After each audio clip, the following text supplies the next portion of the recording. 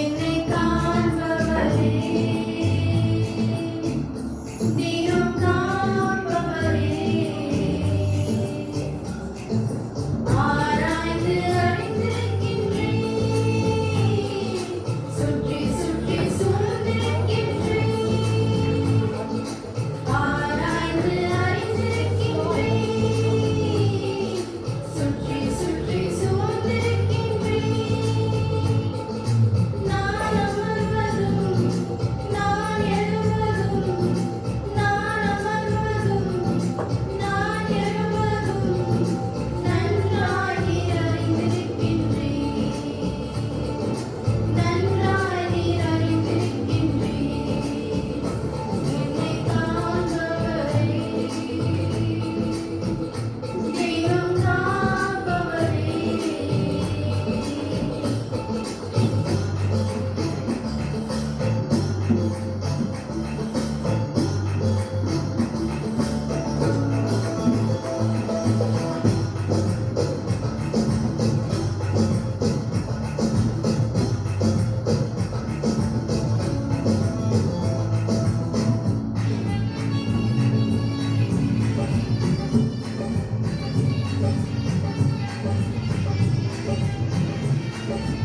எண்ணங்கள் ஏக்கங்கள் எல்லாம் எல்லாமே அறிந்திருக்கின்றேன்,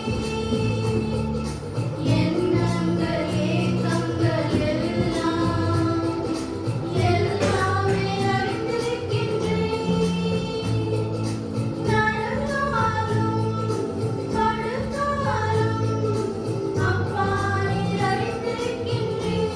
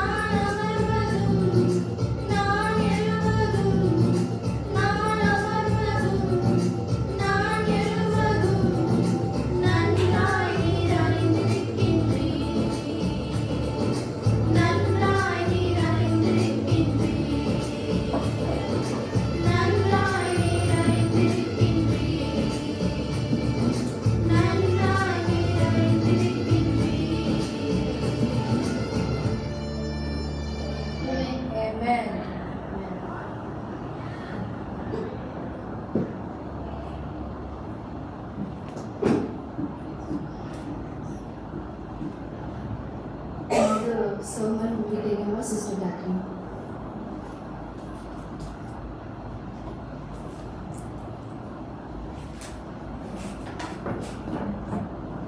Happy Sabbath, everyone. Happy Sabbath. I'd like to thank Shalama Nikita for that wonderful song. நான் எப்போ ப்ரெசென்ட் பண்ணாலும் அன்றைக்கி ஏதாச்சும் டிராஃபிக்கு இல்லை ஏதாச்சும் தடங்கு வந்துடும். ஆக்சுவலி இது காலையில் எனக்கு தோணுச்சு, because baby also fell from the நாங்கள் காட்டை ரிமூவ் பண்ணிட்டோம், பெட்டு கீழே தான் இருந்துச்சு. பட் ஷீ ஃபெல் டவுன் ஆயிடுச்சு, இங்கே ட்ராக் ஆகிடுச்சு, பிளட் இருந்துச்சு. ஃபர்ஸ்ட் டைம் ரொம்ப பயந்துட்டேன். அப்போயே நினச்சேன், எப்போவுமே நான் பேச போகும்போது அன்றைக்கி வந்து ஏதாச்சும் ஒன்று நடந்துடும். பட் நான் மார்னிங்காக ப்ரேயர் பண்ணேன், இன்னைக்கு வந்து நான் ப்ரேயர் பண்ணது தடைப்படக்கூடாதுன்னு. அதே மாதிரி இப்போ நான் வரும்போது கூட ரொம்ப டிராஃபிக் ஆகிடுச்சு. லாஸ்ட் டைம் நான் பேசும்போது இப்படி தான் டிராஃபிக் ஆகிடுச்சு. But I want to thank you for giving me this opportunity. இந்த வருஷம் ஸ்டார்டிங்கில் நான் 3 காரியத்துக்காக ஜெபம் பண்ணேன்.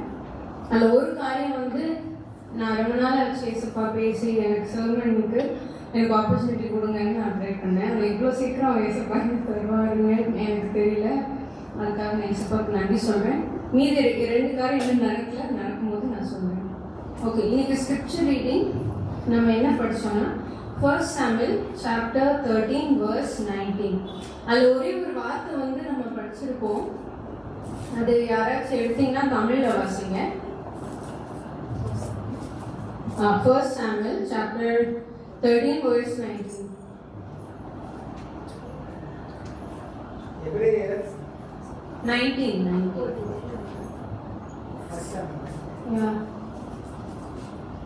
கீழே வந்து தப்பாயிடுச்சு. சரி, அப்போ ஃபர்ஸ்ட் இங்கிலீஷ்லேயே வாசிச்சுக்கிறேன்.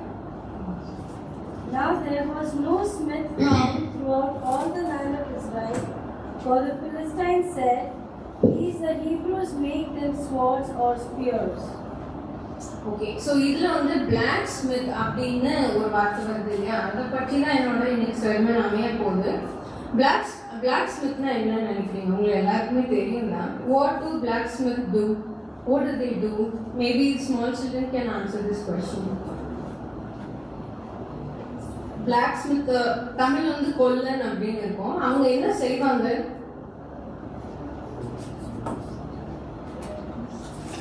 ஓகே, அவங்க வந்து they work with iron and steel, அந்த மாதிரி வெப்பன்ஸ் செய்யறது, அந்த மாதிரி இரும்பு காரியங்களை வந்து அவங்க வந்து செய்வாங்க. சரி, இந்த மாதிரி எந்த மாதிரி ஸ்மித் எல்லாம் இருக்குன்னு சொல்ல முடியுமா? கோல்டு ஸ்மித் இருக்கு, அந்த மாதிரி ஆளுநர் ஸ்மித் சொல்லுங்க பார்ப்போம்.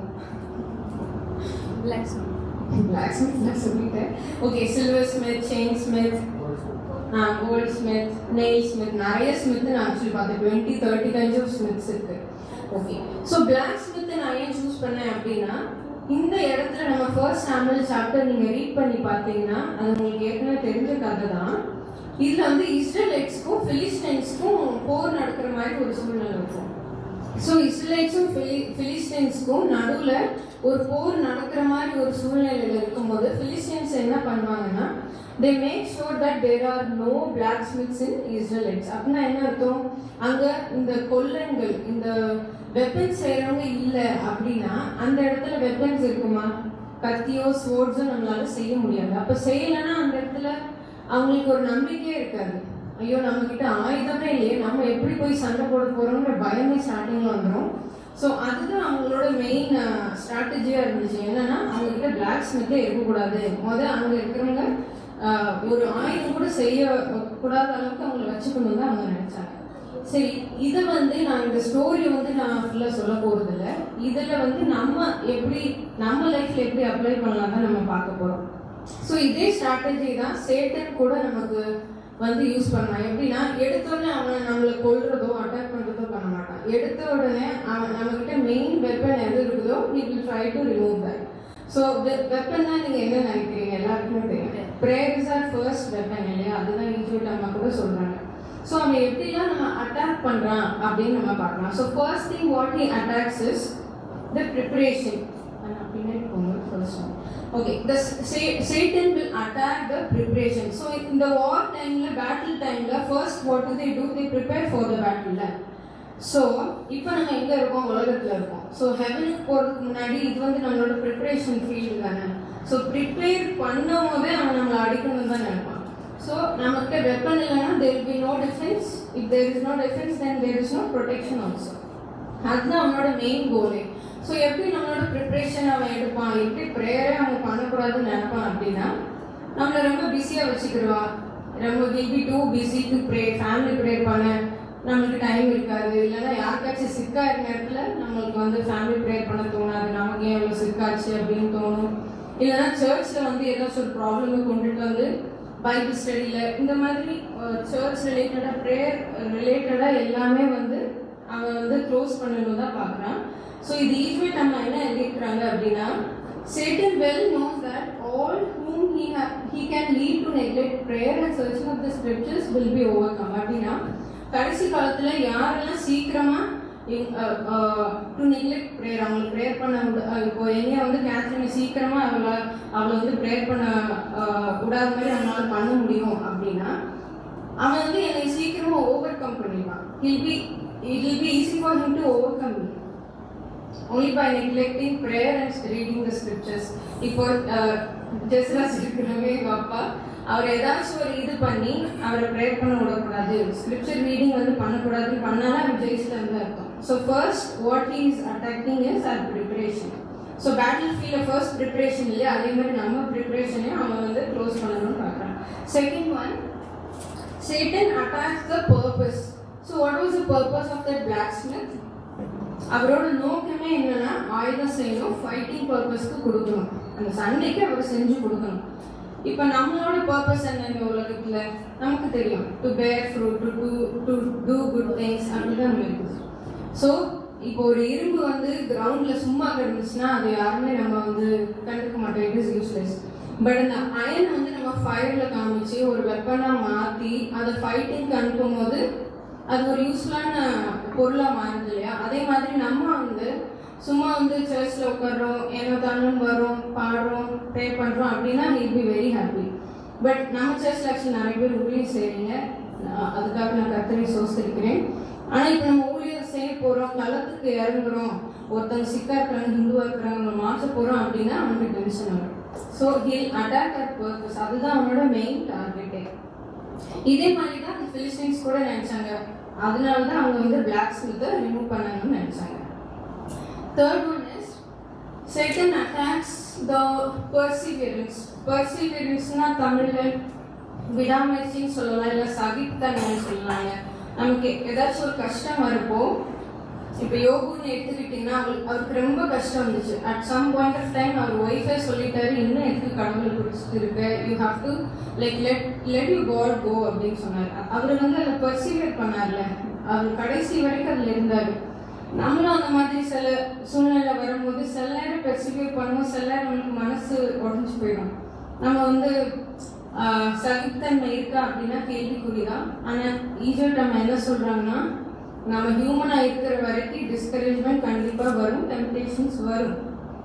ஆனால் நம்ம வந்து we don't have to quit early. அதுதான் அவங்க சொல்கிறாங்க. சீக்கிரமாக வந்து இதெல்லாம் என்ன நடக்க போகுது, நம்ம ப்ரேயர் பண்ணிகிட்டே இருக்கோம், இந்த காரியத்துக்கு பதில் கிடைக்க மாட்டேங்குது, சிலர் ப்ரேயர் பண்ணாமலே விட்டுலாம், அது எப்படி நடக்குதோ நடக்கட்டும்ட்டு நம்ம வந்து விடக்கூடாது.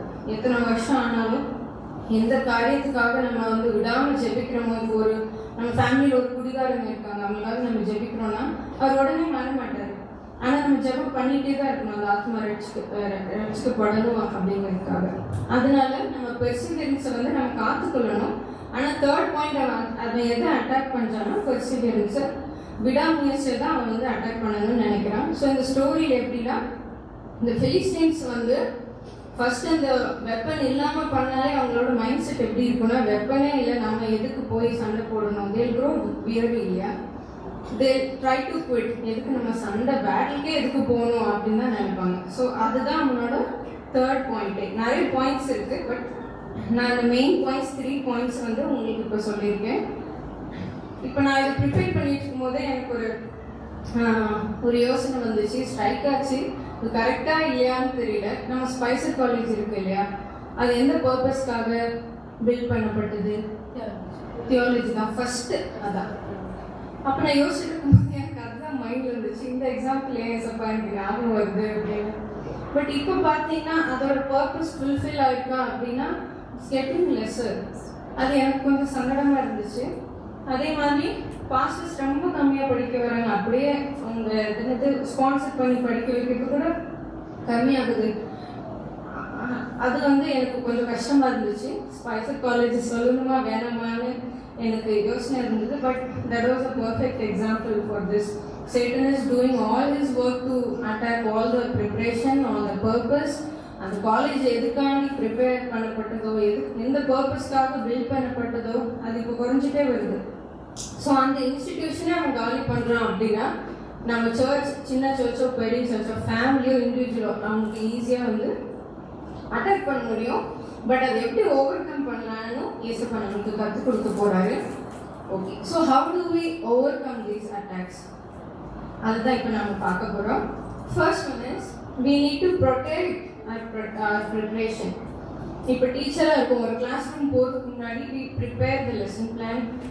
நம்ம என்ன லெசன் சொல்லி கொடுக்க போகிறோம், பிக்சர் போடணுமா, கிராஃப் போடணுமா, லெசன் பிளான் எழுதிட்டு தான் உள்ளவே போகும். அதே மாதிரி இந்த உலகத்தில் நம்ம ப்ரிப்பரேஷன் இருக்கணும் அப்படின்னா சில நேரம் நம்ம இருக்கோம், சில நேரம் நம்ம வந்து தோல்வி அடைய தான் செய்வோம். சில நேரம் ப்ரே பண்ணுறோம், நல்லா ஃபாஸ்டிங் பண்ணுறோம், சில நேரம் ஆன்சர் வரலன்னா நம்ம சோர்ந்து போயிடுவோம். அதனால தான் ஸ்டெப்ஸ் டு கிரைஸ்டில் ஈஜிப்ட் நம்ம பேஜ் 95ல சொல்கிறாங்க, ஒவ்வொரு நாளும் நம்ம குட்டி குட்டி திங்ஸ் இருக்குல்ல நம்ம லைஃப்பில், அதில் ஒழுக்கமாக இருந்தாலே நம்ம கேரக்டர் கரெக்டாக டெவலப் ஆயிடும் அப்படின்னு சொல்கிறாங்க. எக்ஸாம்பிள் வந்து டேவிட் தான். எல்லாருக்கும் தெரியும், அவர் சின்ன வயசில் எடுத்தோன்னே அவர் கிங் ஆகல, சரியா? அவர் ஃபர்ஸ்ட் வந்து ஷெப்பர்டாக இருந்தார். ஒவ்வொரு நாளும் he was very good at என்ன சொல்கிறது, ஷெப்பர்ட் வேலை கரெக்டாக பண்ண, கரெக்டாக ஆடுக்கு சாப்பாடு வைக்கிறது, அதுவும் ஒரு ஊழியம் தானே. அவருக்கு கொடுக்கப்பட்டது அவர் கரெக்டாக செஞ்சார். கரெக்டாக ஆடு மேய்க்கிறதா இருக்கட்டும், அதை பாதுகாக்கிறதா இருக்கட்டும், கொஞ்சம் கொஞ்சமாக அவர் பழகி அதனால பெரிய ஒரு சிங்கம் வரது ஈஸியாக கொலை பண்ண போய் தான் அவருக்கு கோலியாத்தை சீக்கிரமாக கொலை பண்ண முடிஞ்சது. அவர் கிங்காக பெரிய பொறுப்புலேயே அவர் கொடுக்கப்பட்டது. ஸோ சிறிய காலத்தில் நம்ம வந்து ப்ரிப்பேர்டாக உண்மையாக இருந்தோம்னா பெரிய காரியத்தில் நம்மளை வந்து அதிகாரி வைப்பார். So this is how we protect our preparation when we stay on this earth. So each and every day நம்மளா ப்ரிப்பேர் பண்ண முடியுமா அப்படின்னா அது கஷ்டம்தான். But with word of prayer I am sure we can do this. Okay, அதனால தான் Ephesians chapter 6:11 நம்ம வாசிக்கிறோம்ல, put on the whole armour of God. அப்படின்னா என்ன அர்த்தம்? How do we put on the whole armor of God? We pray morning and night. We pray for ourselves, we pray for others. That is how we can put the whole armor. நம்ம பாதுகாக்கப்படணும், நம்ம preparation கரெக்டாக இருக்கணும் அப்படின்னா prayer தான். Okay, இப்போ second வந்து preserve your purpose. நான் second point சொன்னேன்ல, Satan is attacking the purpose. So we need to preserve our purpose. ப்ரிசர்வ்னா தமிழ் என்ன சொல்றது, உங்கள் நோக்கத்தை காத்து கொள்ளுங்கள். நம்மளோட நோக்கம் என்னவா இருக்குது இந்த உலகத்துல வாழ்ற வரைக்கும்? அதே அப்படியே கேட்ட கேள்விதான் திருப்பி கேட்கிறேன். நம்மளோட நோக்கம் வந்து to bear fruit, to be useful for others. But satan பின்னாடி இருந்து உனக்கு சொல்லிட்டே இருப்பான், to make you unproductive, to feel like you're useless. இதை நீ பண்ணாத, நீ இதை பண்ணவே கூடாது, you are not that worthy, you cannot do this அப்படின்னு பின்னாடி இருந்து ஒரு வாய்ஸ் வரல. அவங்களுக்காக எதுக்கு அவ்வளோதான் பண்ணிடுமா அப்படின்னு தோணும். ஸோ நம்மளோட பர்பஸே அவன் நிறைவேற்றக்கூடாதுன்னு தான் அவன் he will work so hard to destroy you doing your purpose. So அதான் எஃபிஷியன்ஸ் 2:10 வாசிக்கிறோம், we are his workmanship to do good works. நம்ம மற்றவங்க நமக்கு கெடுதலே பண்ணாலும் நம்ம we should continue to do good. அப்போ வந்து we are fulfilling what God has given us. அந்த பர்பஸ் வந்து ஃபுல்ஃபில் ஆகும் அந்த நேரத்தில். ஸோ இதுக்கு எக்ஸாம்பிள் வந்து we can take I think Nehemiah. His purpose was to build the wall, right? ஆனால் அந்த வாலை பில்ட் பண்ணுறதுக்கு அவருக்கு எவ்வளோ டிஸ்கரேஜ்மெண்ட் வந்துச்சு, நிறைய எனிமீஸ் வந்தாங்க, இது உன்னை கெட்ட விட மாட்டேன், இந்த வாலை கெட்ட விட மாட்டேன், நிறைய கிரிட்டிசிசம் வந்துச்சு, நிறைய நெகட்டிவ் தாட்ஸ் வந்துச்சு. ஆனால் அவர் கண்டுக்கவே இல்லை. he kept on praying. ஆனால் ரொம்ப நாள் ஆனாலும் அந்த வாலை கட்டி முடிச்சுட்டாரு. அவரோட பர்பஸை அவர் கரெக்டாக முடிச்சுட்டாரு. அதே மாதிரி நம்ம இந்த உலகத்தில் நம்ம பர்பஸ் ஒவ்வொரு நாளும் ஒரு காரியம் நம்ம செய்யும் போது ஜெபத்தை தான் பண்ணணும். ஜெபம் பண்ணாமல் கண்டிப்பாக வந்து சேட்டன் நம்மளை ஈஸியாக ஓவர் கம் பண்ண முடியும். அதான் ஈஜிப்ட் அம்மா சொல்கிறாங்க, உங்களோட வான்ஸ், சாரோஸ், உங்களோட கவலை, கஷ்டம், சந்தோஷமான காரியங்கள், உங்களோட சமாதானம் எதுவாக இருந்தாலும் நீ யார்கிட்ட சொல்லணும்? ஃபர்ஸ்ட் ஏசப்பாக்கு பாதத்தில் தான் வைக்கணும். அண்டவரே எனக்கு இது முடியல, இந்த நோக்கம் நிறைவேறல, அவர்கிட்ட தான் நீங்கள் சொல்லணும். மனுஷங்கிட்ட சொல்லி ஒரு ப்ரோஜனம் கிடையாது. அவர்கிட்ட சொல்லும் போது அவர் அந்த பர்பஸ், அந்த நோக்கத்தை நிறைவேற்றுறதுக்கு அவர் வல்லமை கொடுப்பாரு. ஓகே, ஸோ தேர்ட் பாயிண்ட் வந்து நான் என்ன சொல்லியிருந்தேன்னா, Satan is attacking a perseverance. விடாமுயற்சியை அவன் வந்து சிதைக்கணும்னு பார்க்கணும்னு சொன்னேன் இல்லையா. So third point is persist with perseverance. Okay, நம்ம தொடர்ந்து முயற்சி செய்கிற மனநிலையோட இருக்கணும். நம்ம ஈஸியாக வந்து குவிட் பண்ணக்கூடாது. அது எப்படி முடியும் அப்படின்னு பார்த்தீங்கன்னா, இப்போ எனக்கு இந்த வயசு ஆகுது, இப்போ ஒரு 50 வயசு ஆகுது அப்படின்னா, கடந்த 49 வருஷம் ஏசப்பா உங்களுக்கு ஒவ்வொரு சோதனையும் விச்சு கொடுத்துருக்குறாரு தானே. அப்போ அதை நம்ம யோசிச்சு பார்க்கணும். You have to remember your previous victories. Okay, இந்த காரியம் நடக்காமல் இருந்தது, பட் அந்த சோதனையை நான் தாண்டிட்டேன். அதே போல இப்போ இந்த இருக்கிற சோதனையுமே என்னால் தாண்ட முடியும். அந்த விடாமுயற்சி, அந்த சகிப்புத்தன்மை நமக்கு இருக்கணும். டெஸ்டிமனிஸ் ஃபார் த சர்ச்சில் ஈஜுவேட் அம்மா சொல்கிறாங்க, courage, energy and perseverance they must possess. நம்ம கிறிஸ்தவர்களாக இருக்கும்போது 3 காரியம் ரொம்ப முக்கியமாக நம்மளுக்கு இருக்கணுமா. ஒன்று வந்து தைரியம், ஒன்று வந்து எனர்ஜி இருக்கணும், 3வது சகிப்புத்தன்மை இருக்கணும். எது வந்தாலும் நம்ம சீக்கிரமாக வந்து we should not quit early. அப்புறம் 2வது காரியம் வந்து we need to focus on the promise and not on the pressure. இப்போ ஒரு காரியம் வருது அப்படின்னா அதுக்கு ஏற்ற வேர்ட் ஆஃப் ப்ராமிஸ் வந்து ஏசப்பா பைபிளில் வச்சுருப்பாங்க. சோர்ந்து போகும்போதும் கவலைப்படும் போதும் ஏற்ற ப்ராமிஸை ஏசப்பா வந்து நமக்கு பைபிளில் வச்சுருக்குறாங்க. So we need to focus on the promise of God and not on the pressure. Maybe in your workplace or maybe in wherever you are. இந்த ப்ரெஷரை வந்து நம்ம ஃபாலோ பண்ணாமல் you need to focus on the promise and also strengthen yourself in the word. Okay. So இந்த 3 points வந்து நான் Satan வந்து எதில் அட்டாக் பண்ணேன்னு சொன்னேன். And I also told you how we can overcome these things. Okay. இப்போ இங்கே stop பண்ணிட்டு இந்த 3 காரியமும் சக்ஸஸ்ஃபுல்லாக இந்த ஸ்டோரியில் யார் கடைபிடிச்சா அப்படின்னு பார்த்தீங்கன்னா, இந்த 1 சாமுவேல் 13வது அதிகாரத்தில் தான் இருக்குது. அது யார் அப்படின்னா ஜோனத்தன். ஜோனத்தன் வந்து யாரு? கிங் சாலோட பையன். ஸோ நான் சொல்லியிருந்தேன் இல்லையா, தேர் வாஸ் நோ பிளாக்ஸ்மித். அங்கே கொல்லனே இல்லாமல் இருந்தாங்க. ஆனால் 2 பேர்கிட்ட மட்டும் ஸ்வார்ட்ஸ் இருந்துச்சு.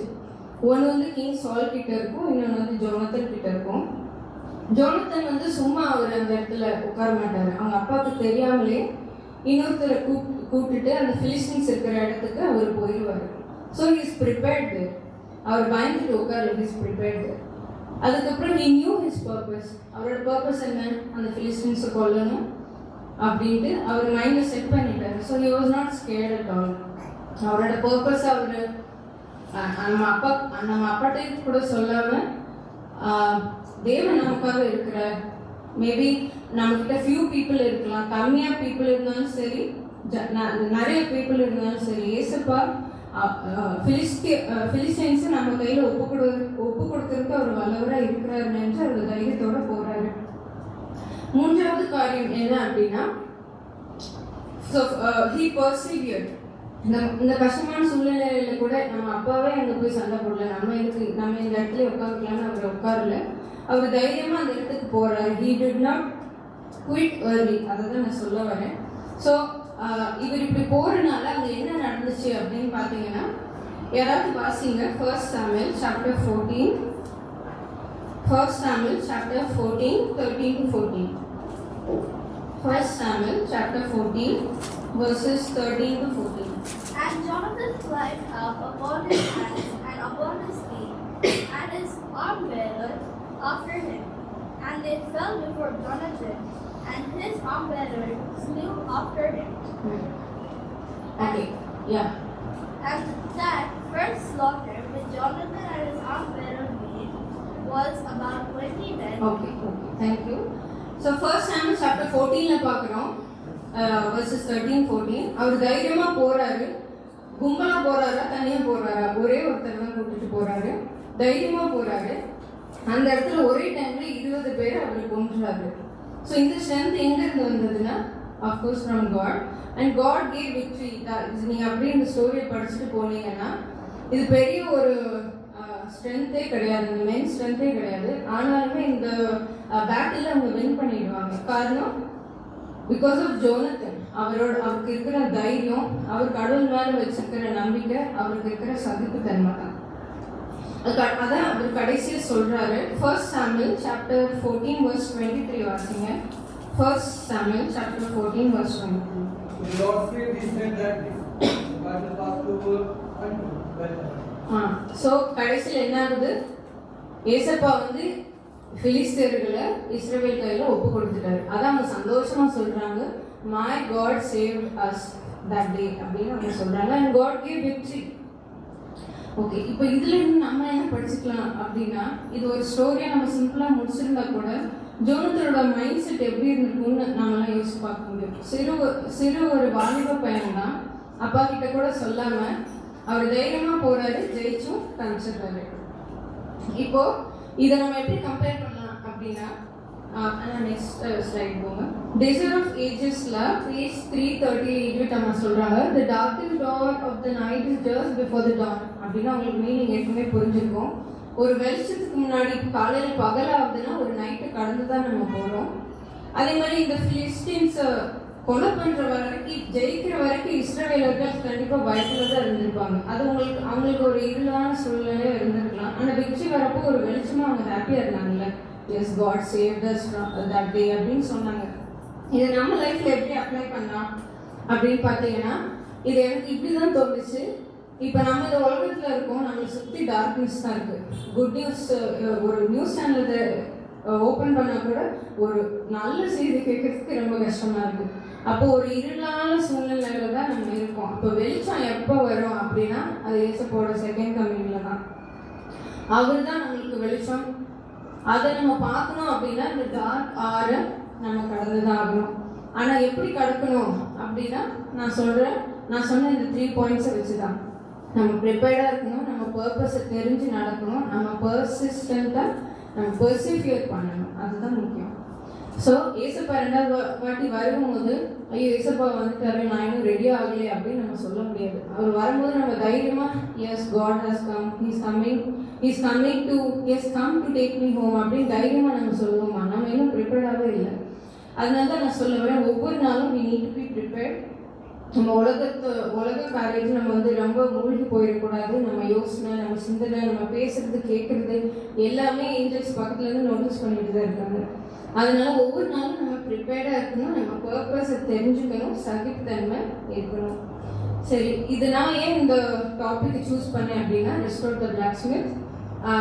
நான் வேற ஒரு பிரசங்கம் கேட்டேன் ஒரு 2 years பேக். அப்போ ஃப்ரெட்ரிக் பால் வந்து நம்ம எஸ்டிஎஃப் சர்ச்சில் ரிவைவலே இல்லை, காரணம் இன்னும் நிறைய ப்ரேயர் வாரியர்ஸ் இல்லை, தேர் ஆர் நோ பிளாக்ஸ்மித்ஸ் அப்படின்னு சொன்னார்.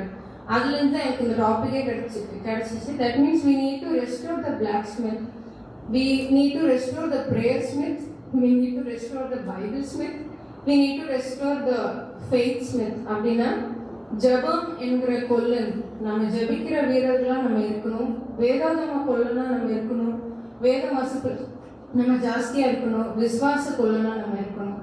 நம்ம இதெல்லாம் இருந்தால் தான் நம்மளுக்கு ஜெயம் கொடுக்குற தேவன் நமக்கு ஜெயத்தை தருவார். யோனத்தானுக்கு எப்படி கொடுத்தாரோ அதே மாதிரி ஜெயம் கொடுக்கறதுக்கு அவர் வல்லவராக இருக்கிறார். நம்ம அதுக்கு தயாராக இருக்கணும். இப்போ நான் இது ஒரு காரியத்தை சொல்லி நான் முடிக்கணும்னு ஆசைப்படுறேன். ஈஜிப்ட் அம்மா வந்து அட்வென்டிஸ்ட் ஹோம்ல நிறைய ரெஸ்பான்சிபிலிட்டிஸ் ஃபார் த உமன் அவங்க கொடுத்துருக்குறாங்க. மதர் எப்படி இருக்கணும், ஒரு உமன் எப்படி இருக்கணும் அப்படின்னு. ஒரு நல்ல வாக்கியம் என்ன அப்படின்னா, ஒரு ஆண் எவ்வளோ வேலை செய்ய முடியுமோ அதுக்கு ஈக்குவலாக உமனும் செய்யணுமா. எதுலன்னா காஸ்பிள் ஸ்ப்ரெட் பண்ணுறதுல, மினிஸ்ட்ரியில். அப்படின்னா மென்னு தான் நிறைய செய்யணும், உமன் கம்மியாக செய்யணும் அப்படின்னு கிடையாது. உமன் ஆல்சோ ஹேவ் ஈக்குவல், என்ன சொல்றது, they need to do equal work as much as men do அப்படின்னு சொல்றாங்க. ஸோ பைபிளில் பார்த்தீங்கன்னா நிறைய பேர் ஊழியம் செய்யறது நமக்கு தெரியும். பைபிளில் ஒரு லேடிஸ் பண்ண ஜெபம் கூட கேட்காம போனது. Not even one women's prayer went unanswered. அப்படின்னா அது நமக்கு எவ்வளோ பெரிய ஒரு நம்பிக்கையான விஷயமா இருக்குது. நம்ம தொடர்ந்து நம்ம ஜெபிக்கணும், நம்ம சுற்றி இருக்கிறவங்களுக்காக ஜெபிக்கணும். நாட்டில் என்னென்னலாம் நடக்குது, பெண் பிள்ளைங்களுக்கு ஜாஸ்தியாக அக்கிரமெல்லாம் நடக்குது. அப்போ as a women of church நம்ம வந்து நம்மளுக்குள்ளேயே ப்ரேயர் பண்ணிக்காம நம்ம சுற்றி இருக்கிறவங்களுக்காக ஜெபிக்கணும், நாட்டு தலைவர்களுக்காக ஜெபிக்கணும், நாட்டுக்காக ஜெபிக்கணும், நம்மளோட சேஃப்டிக்காக ஜெபிக்கணும், சர்ச்சுக்காக ஜெபிக்கணும், முக்கியமாக எஸ்டிஏ ரிவைவலுக்காக ஜெபிக்கணும். we need to restore the blacksmiths in our church, in our family. நம்ம எப்போ நம்ம ப்ரேயர் பண்ணலன்னு நான் சொல்ல வரல. நம்ம சர்ச்சில் நிறைய பேர் நல்ல ப்ரேயர் பண்ணுறாங்க. ஆனால் இது பத்தலையோ அப்படின்னு எனக்கு தோணுச்சு. அதனால தான் நான் ரெஸ்டோர் தி பிளாக்ஸ்மித்ங்கிற டாபிக் எடுத்தேன். we are not that prayerful அப்படின்னு அவர் ஃப்ரெட்ரிக் பாலே சொல்கிறாரு. அப்படின்னா we need to pray a little harder. and pray பண்ணால் கேட்பாரா கேட்க மாட்டாரான்னு அதுக்கு தான் நான் இப்போ சொன்னேன். ஒரு உமனோட ப்ரேயர் கூட ஆன்சர் பண்ணாமல் இயேசுப்பா போனதே கிடையாது. That means we need to pray and God will surely answer us. நம்ம ப்ரேயரில் நிற்கும் போது, முழங்கால நிற்கும் போது ஃபர்ஸ்ட் பயப்படுறது சாத்தான் தான். ஸோ ஃபர்ஸ்ட் நான் சொன்னேன், ஃபர்ஸ்ட் 3 பாயிண்ட்ஸ் அவன் என்னெல்லாம் அட்டாக் பண்ணுறாங்க. அவங்க நம்ம ஜெயிக்கணும் அப்படின்னா நம்ம முழங்கால நின்று தான் ஆகணும். இதோட பேஸே என்னன்னு பார்த்தீங்கன்னா ப்ரேயர் தான். நீங்கள் சிஎஸ்சி எடுக்கலாம், ஏஜி சர்ச்ஸாக எடுக்கலாம், அவங்களுமே ஜபம் தான் சொல்கிறாங்க. எந்த பிரச்சனை எடுத்தாலும் ப்ரேயர் தான் சொல்கிறாங்க. ஏன்னா கடைசிகளில் ரொம்ப அவ்வளோ மோசமாக போயிட்டுருக்கு. So we need to restore the blacksmith in each of our churches, in each of our family, as an individual person. இதை நம்ம மைண்டில் வச்சுக்கணும்னு நான் நினச்சேன். அதனால தான் இந்த டாபிக் நான் கொண்டு வந்தேன். இந்த தருணத்தை கொடுத்த தேவனுக்கு கூடி நன்றி. பாஸ்டர் ஜானுக்கு, பிரியாக்காவுக்கு ரொம்ப நன்றி. தொடர்ந்து எனக்காக ஜெபித்துக் கொள்ளுங்க. இந்த மாதிரி நான் பாட்டு பாட வரும்போதோ ப்ரெசென்ட் பண்ண வரும்போது ஏதாச்சும் தருணங்கள் நடந்துருக்கு. இந்த மாதிரி நடக்காதபடி எனக்கு ப்ரேயர் பண்ணிக்கோங்க.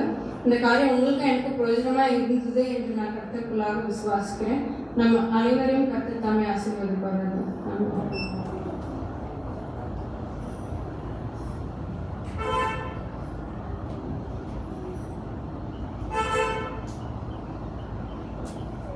I thank Sister Catherine for giving a meaningful message.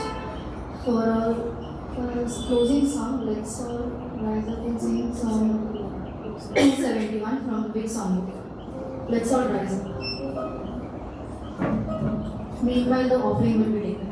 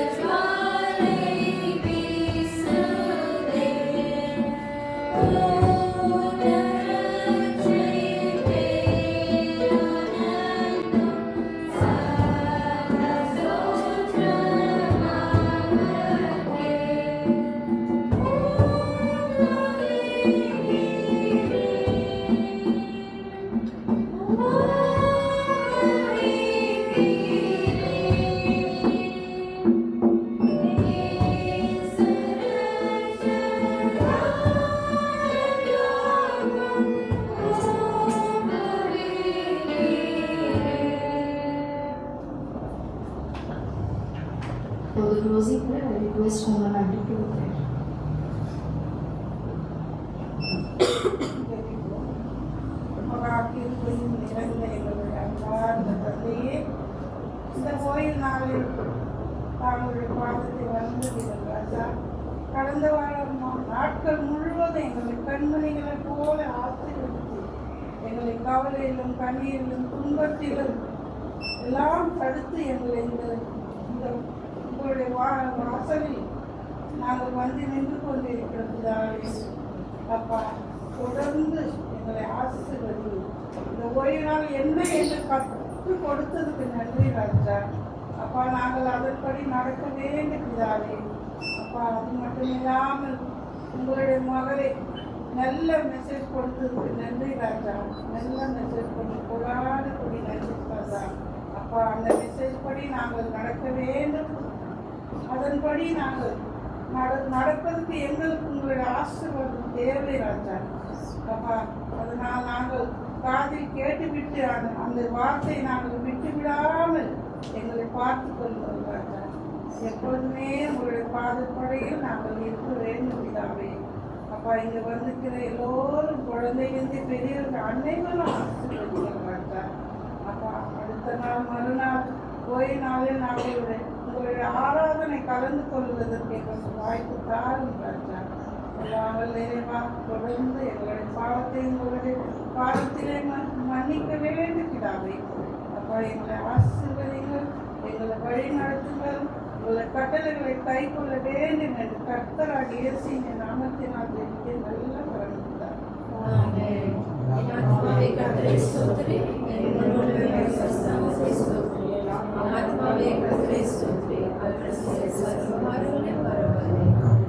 கர்த்தராகிய இயேசு கிறிஸ்துவின் கிருபை, பிதாவாகிய தேவனுடைய அன்பு, பரிசுத்த ஆவியானவரின் ஐக்கியமும் சமாதானமும் நம் அனைவருக்கும் எப்பொழுதும் இருப்பதாக. ஆமென்.